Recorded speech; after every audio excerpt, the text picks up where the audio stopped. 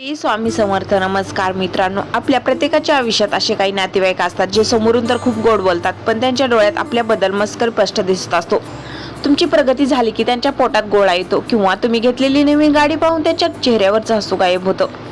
अशा लोकांशी आपण नेमकं कसं वागावं हेच आपल्याला अनेकदा समजत नाही. आपण विचार करतो की त्यांना सडेतोड उत्तर द्यावं, पण मग पुन्हा वाटतं की विनाकारण भांडण कशाला करायचं. खरं सांगू का, अशा जळक्या लोकांशी भांडण करून आपण आपलं स्तर खाली पाडत असतो. त्याचा कायमचा बंदोबस्त करण्याचा सर्वात प्रभावी मार्ग म्हणजे त्यांच्याशी भांडण न करणं नव्हे, तर त्यांच्या अस्तित्वाचा स्वतःवर होणारा परिणाम पूर्णपणे शून्य करणं. जेव्हा एखादी व्यक्ती तुमच्यावर जळते तेव्हा समजून जा की तुम्ही त्यांच्यापेक्षा 2 पावलं पुढे आहात. त्यामुळे पहिली गोष्ट म्हणजे त्यांच्या टोमण्याकडे किंवा त्यांच्या नकारात्मक वागण्याकडे दुर्लक्ष करायला शिका. तुम्ही जितकी प्रतिक्रिया द्याल तितकी त्यांना ऊर्जा मिळते. त्याऐवजी त्यांच्याकडे बघून फक्त एक स्मित हास्य करा आणि आपल्या कामात निघून जा. हे शांत राहणं त्यांना कोणत्याही शब्दापेक्षा जास्त टोचतं. दुसरी महत्त्वाची गोष्ट म्हणजे माहितीचा दुष्काळ. तुमच्या आयुष्यात काय चाललंय, तुम्ही पुढे काय करणार आहात, किंवा तुम्हाला किती यश मिळालंय, या गोष्टी अशा लोकांसमोर कधी उघड करू नका. तुमचं यश इतक्या शांततेत मिळवा की त्याचा आवाज व्हायला हवा, पण तो तुमच्या कर्तृत्वाने, तुमच्या सांगण्याने नाही. अनेकदा आपण या लोकांना सुधारण्याचा प्रयत्न करतो, पण लक्षात ठेवा की मस्कराचा कोणताही इलाज नसतो. त्यामुळे त्यांना बदलण्याच्या फंद्यात पडू नका. स्वतःच्या प्रगतीवर इतकं लक्ष केंद्रित करा की तुम्हाला त्याच्याकडे बघायला वेळच मिळणार आहे. तुमचं सर्वात मोठं उत्तर हे तुमचं चांगलं आयुष्य असलं पाहिजे. जेव्हा ते तुम्हाला आनंदी आणि यशस्वी पाहतात तेव्हा तोच त्याच्यासाठी सर्वात मोठा दंड असतो. नाते तोडण्याची किंवा वाद घालण्याची गरज नाही, फक्त त्यांच्याशी असलेला भावनिक संपर्क तोडून टाका. त्यांना तुमच्या आयुष्यातल्या महत्त्वाच्या निर्णयामध्ये स्थान देऊ नका आणि त्यांच्या शब्दांना स्वतःच्या मनापर्यंत पोहोचू देऊ नका. जेव्हा तुम्ही अशा लोकांपासून स्वतःला मानसिकदृष्ट्या अलिप्त करता तेव्हा त्याचा त्रास देण्याचा अधिकार आपोआप संपतो. शेवटी एकच लक्षात ठेवा, वाघ जेव्हा चालतो तेव्हा कुत्री भुकतातच, पण वाघ मागे वळून बघत नाही. तुमचं आयुष्य तुमचं आहे, ते अशा नकारात्मक लोकांमुळे खराब होऊ देऊ नका. आनंदी राहा आणि आपल्या ध्येयाकडे वाटचाल करत राहा. तोच या सगळ्यावरचा कायमचा तोडगा आहे. आयुष्यात आपण किती चांगलं वागलो तरी काही अशी माणसं आपल्या आजूबाजूला असतातच ज्यांना आपलं सुख कधीच सहन होत नाही. विशेष नातेवाईकामध्ये जेव्हा असे जळके लोक असतात तेव्हा परिस्थिती अधिक कठीण होते, कारण आपण त्यांच्याशी पूर्णपणे नाते तोडू शकत नाही आणि त्यांच्यासोबत राहणंही असह्य होतं. पण मित्रांनो, अशा लोकांसाठी स्वतःची शांती भंग करणं आता थांबवा. खरं तर समोरच्याची जळजळ ही तुमची चूक नाही, तर तो त्याच्या स्वतःच्या अपयशाचा आणि कमकुवत मानसिकतेचा परिणाम असतो. त्यांना तुमच्याबद्दल मस्करी वाटतोय, याचा अर्थ असा की तुमच्याकडे असं काहीतरी आहे जे मिळवण्याची त्याची लायकी किंवा हिंमत नाही. अशा लोकांशी भांडण करून तुम्ही फक्त तुमचा वेळ आणि ऊर्जा वाया घालवता. त्यांच्यासाठी सर्वात मोठी शिक्षा ही आहे की तुम्ही त्यांच्या अस्तित्वाला महत्त्व देण्यास सोडून द्या. जेव्हा जेव्हा ते तुमच्या प्रगतीवर शंका घेतील किंवा टोमणे मारतील तेव्हा चिडण्याऐवजी त्यांच्याकडे एक लहान मुलाप्रमाणे बघा. ज्याला खेळणं मिळालं नाही त्याच्याकडे सहानुभूतीने बघा, कारण आतून ते खूप अस्वस्थ आहेत. तुमचा आनंद हा त्यांच्यासाठी विषासारखा असतो. म्हणूनही तुम्ही तुमचं आयुष्य अजून जास्त आनंदाने जगायला सुरुवात करा. त्यांच्यासमोर तुमच्या समस्यांचा पाडा कधीच वाचू नका, कारण ते मदतीऐवजी तुमच्या पडत्या काळाचा आनंद घेतील. त्यांच्याशी व्यवहार करताना मर्यादित संवाद हे सूत्र वापरा. कामापुरतं बोला, आधाराने वागा, पण मनाचे दरवाजे त्यांच्यासाठी बंद ठेवा. त्यांना तुमच्या वैयक्तिक आयुष्यात डोकवण्याची एकही संधी देऊ नका. तुमची गोपनीयता हीच तुमची सर्वात मोठी शक्ती आहे. लक्षात ठेवा, जळणाऱ्या माणसाला तुम्ही किती स्पष्टीकरण दिलं तरी त्याला तुमची बाजू कधीच समजणार नाही, कारण त्याला फक्त तुमची चूकच बघायची असते. अशा लोकांपासून स्वतःला लांब ठेवणं म्हणजे त्यांच्याशी वाईट वागणं नव्हे, तर स्वतःचा सन्मान जपणं आहे. तुमची प्रगती इतकी उत्तुंग असू द्या की त्याच्या मस्कऱ्याच्या ज्वाला तिथपर्यंत पोहोचूच शकणार नाहीत. जेव्हा तुम्ही तुमच्या कामात आणि स्वतःच्या प्रगतीत इतके मग्न होता की तुम्हाला कोणाची जळजळ होते हे बघायलाही सवड नसते, तेव्हा समजा की तुम्ही जिंकलात. भांडण न करता शांत राहून दिलेली ही चपराक कोणत्याही शब्दापेक्षा जास्त प्रभावी ठरते.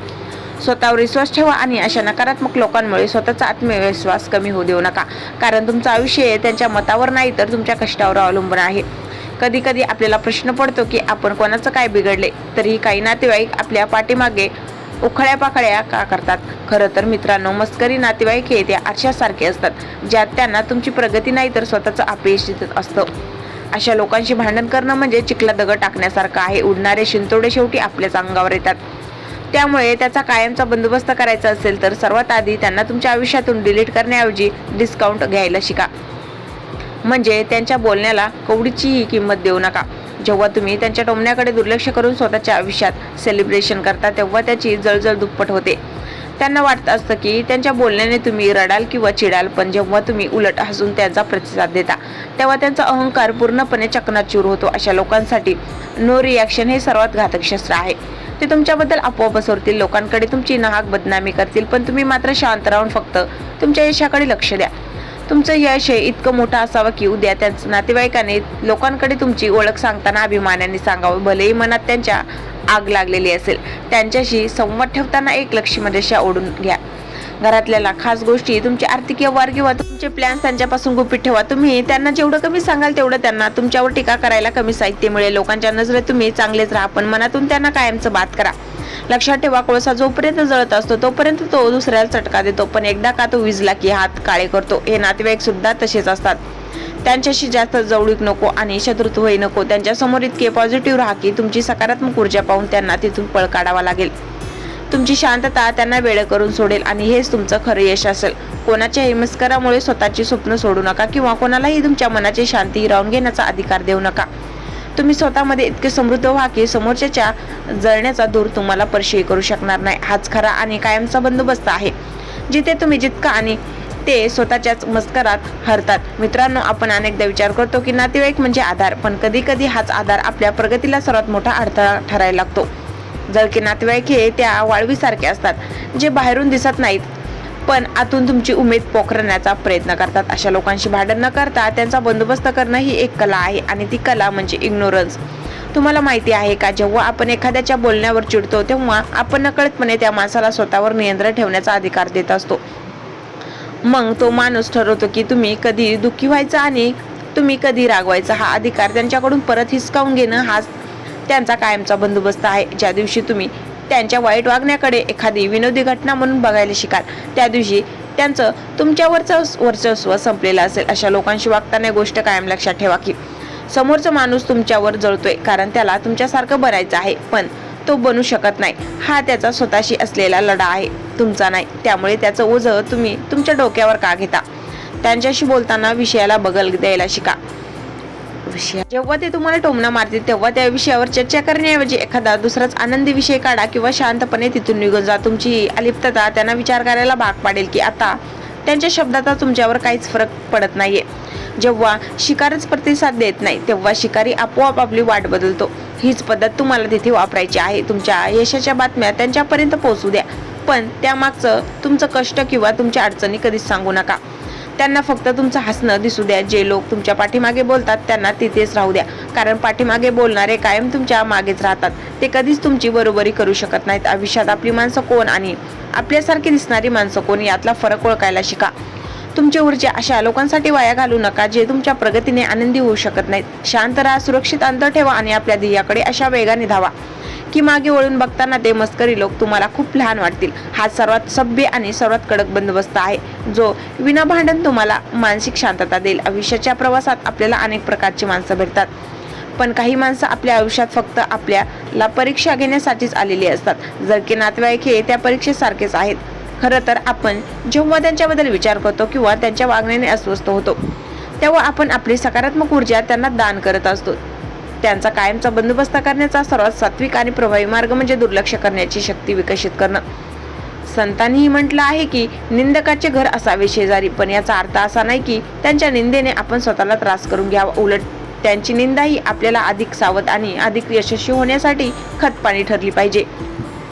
जेव्हा एखादी व्यक्ती तुमच्यावर जळते तेव्हा समजा की तुमच्या मध्ये असं काहीतरी देवी आहे जे त्यांच्याकडे नाही. त्यामुळे त्यांच्याकडे रागाने बघण्यापेक्षा दयेने बघा, कारण मस्करी करणारा माणूस स्वतःच्याच नजरेत रोज पडत असतो. आपल्याला वाटतं की भांडण केलं की प्रश्न सुटतील, पण भांडणामुळे फक्त नाती अधिक विषारी होतात. त्याऐवजी तुम्ही तटस्थ व्हायला शिका. तटस्थ होणं म्हणजे समोरची व्यक्ती काय बोलते याने तुम्हाला आनंदही न होणे आणि दुःखही न होणं. जेव्हा तुम्ही त्यांच्या टीकेला प्रतिसाद देणं बंद करता तेव्हा त्या टीकेचं मूल्य संपून जातं. तुम्ही तुमच्या आयुष्याचा रिमोट कंट्रोल स्वतःच्या हातात ठेवा. अशा लोकांपासून दूर राहणं म्हणजे पळपुटप्यांना नाही, तर तो आपला मानसिक बचाव आहे. तुमच्या यशाचा गुलाल इतका उधळा की त्याच्या मस्कऱ्याचा धूर त्यात कुठेही हरवून जाईल. तुमची प्रगती तुमच्या कर्मातून दिसली पाहिजे, तुमच्या शब्दातून नाही.